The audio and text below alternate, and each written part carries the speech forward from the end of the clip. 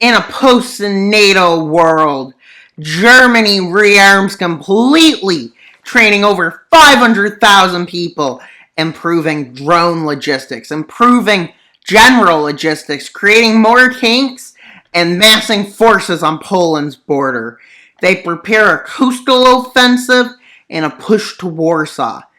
But Poland realizes France and Britain are not reliable, and neither is Italy, so they form the Krakow Treaty Organization, as Lithuania, Latvia, Estonia, Czechia, Slovakia, Hungary, Ukraine, Romania, Serbia, Greece, Bulgaria, Croatia, Slovenia, while also trying to train 250,000 troops, already arming the border.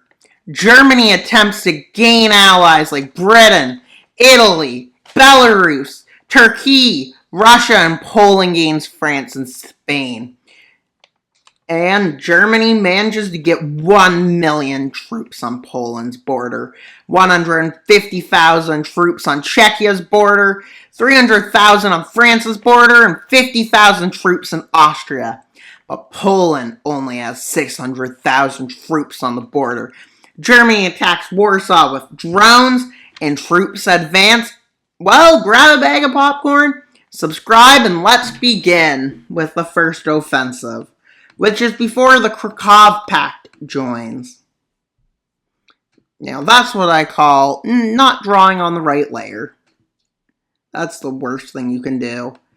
Although I'm sure y'all don't care, and why am I saying y'all if I'm not even from the South? God only knows.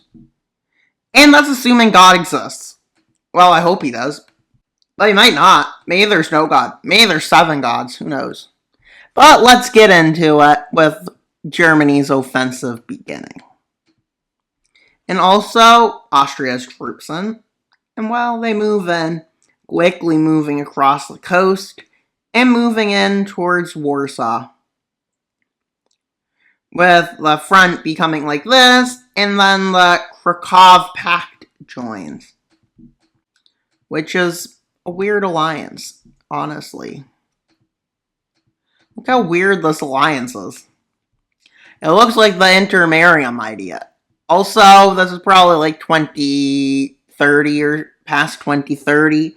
Like, it's long past an American collapse of dominance over the global stage. So just keep that in mind as all of these nations join. But what they don't realize is Germany's ready to launch offensives against some of them. And while I need to just look, okay, German allies join. Yeah, that makes sense. Austria, Italy, Britain, Russia, Belarus, and Northern Ireland. Yeah, I'm sorry, IRA failed. Like, that would have been great. Like, unlike Hamas, the IRA was good. Or was Hamas good? Who knows? Well, okay. It looks like France joins at the same time. But my script is what's saying it, so let's go with it. Let's just go with it. Let's just go with the flow. Okay, now that we have in, I don't care about those dots in Spain. They're not going to be important. Let's see how Germany reacted. With Germany having a quick reaction to this escalation. And you might say, why? Because, well, they do. With Czechia being encircled with hundreds of thousands of troops. I think it's 150,000, and then the 50,000 troops in Austria advance towards Slovakia's capital, capturing Bratislava. As they move deeper into Poland, Italy moves into this area. France fails to cross here. Turkey advances into the Balkans. Russia captures the southern coast of Ukraine and, yeah, the Donbass region quickly as they move focus with Belarus. Belarus quickly manages to take Vilnius and Kaunas, and Russia manages to take Riga and Tallinn. Thus, they completely cripple the Baltics. And well, With the collapse of the Baltics, the Balkan offensive and Ukraine offensive to destroy the Krakow Treaty Organization. Meanwhile, Britain and France engage in Brittany as Brittany lands and creates a distraction for France, preventing them from seizing the Rhineland or Saarland. But let's see the Eastern Front collapse. Let's see, can the Germans succeed? Germany has 3.5 million troops and allies. Poland and allies have 2.7 million troops. And failing to replace, losing 20,000 casualties a month and only 15,000 reinforcements. Meanwhile, for Germany, it's 10,000 casualties, 15,000 reinforcements. Well, actually, 10,000, 15,000 reinforcements. Well, Russia's 30,000 casualties and 29,000 replacements. But let's see what this was talking about. So in Brittany, this happened. France and Britain get into war there and in Normandy. And the front stalls out, but France is there because if they move, they lose it. And while in Russia, they're slamming into Ukraine, capturing Kharkiv, Sumy, then Kharkiv, moving down to Dnipro. And then they capture Zaporizhzhia as they move to capture this. And from the north with Belarus, they manage to march into Kiev. They're oddly competent this time. And well, we need to see Ukraine and the Balkans fall. And Ukraine falls. And thus to let you know, in the Balkans, yeah, they don't care. Do. Yeah, you're neutral? Ah, gross. Like, you thought being neutral would save you, but it didn't. Only Switzerland can do this. We all know why, because they secretly own the world. I know whenever I try to say Israel owns the world, but we all know it's actually Switzerland. Germans are sneaky. They're sneaky. They stole all their assets. And while Albania gets invaded, and then up into Montenegro and Greece, with Turkey managing to move in and capture Sofia, moving in to capture Skopje, and is it Thessaloniki? While in the north, Italian forces capture Zagreb, Sarajevo, and along with German forces, Budapest.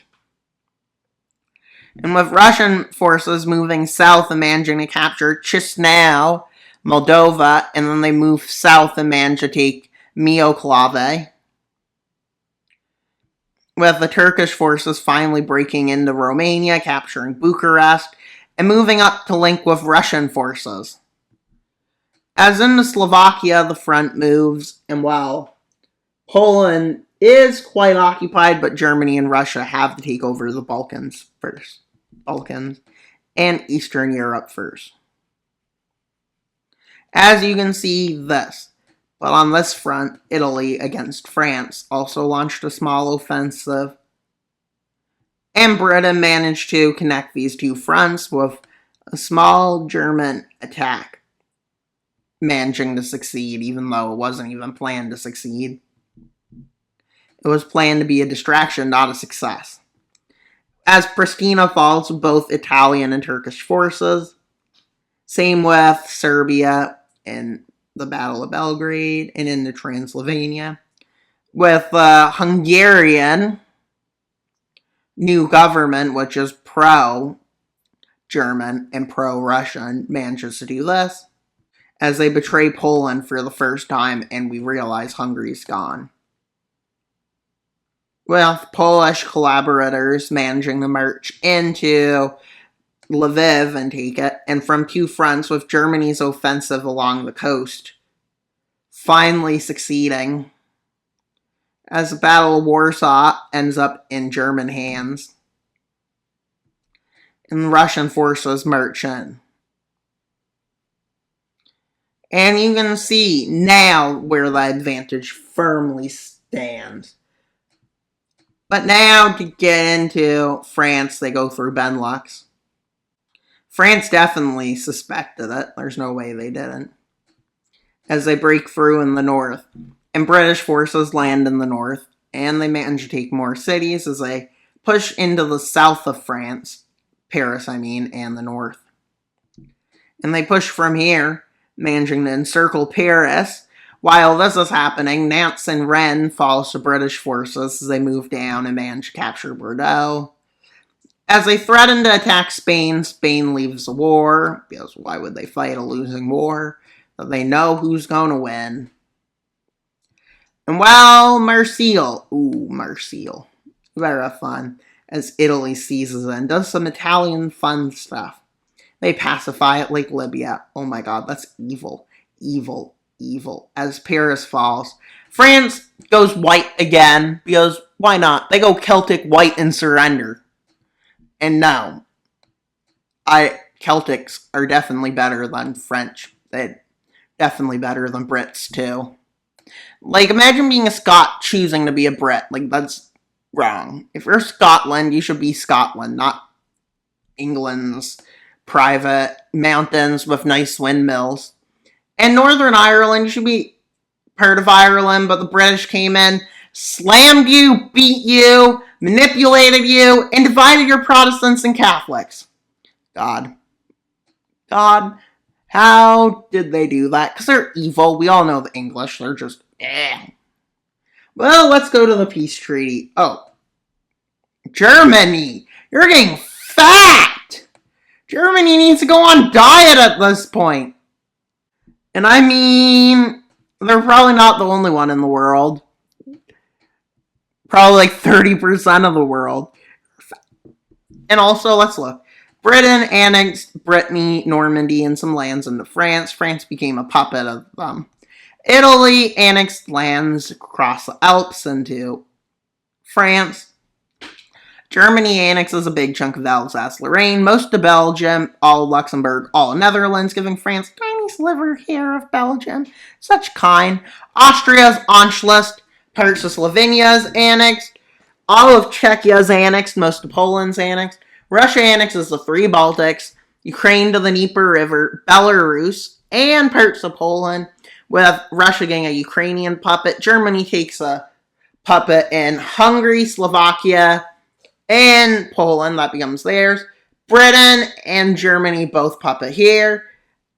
Italy puppets Yugoslavia, and Turkey puppets Romania. Turkey annexed Greek islands, Greek Thrace, Bulgaria's coast, and Romanian Dubrosia up to the end of the river.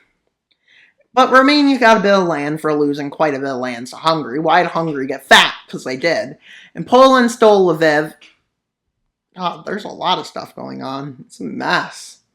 In Spain, you could have probably turned the tides. Well, that's a lie. Can you even stop this gang? Imagine if this was the World War II sides. Ooh. I don't want to. I hate the Soviet Union. I hate the German Reich. I hate a lot of stuff, actually. I'm crazy. So let's get through. Well, Germany has gained huge lands, along with the Allies. The losses they sustain, the destruction, the new radicals.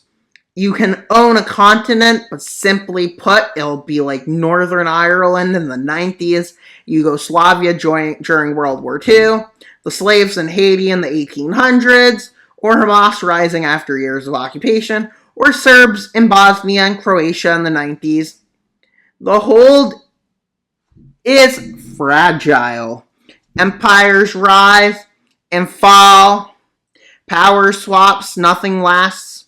Just like a pendulum. Maybe we'll see what's victory. If you lose, it's having a bigger meat shield against the enemies. The poor middle class go to the war. The bourgeoisie, the elites, and the politicians party with war stuff that they gain, while the people they send to war, but they can party because everyone they care about is safe because the world is rigged. Honestly, why do we live in a rigged world? And well, with that anti-war stuff, well, please like, subscribe, and comment your thoughts and theories to help boost engagement. Also, click on the notification bell to miss alternate future Sunday. and American paranoia on Thursday. But also, if you listen to this far, to prove it, leave a smiley face emoji. Also, click the link above. Wild Mapper out.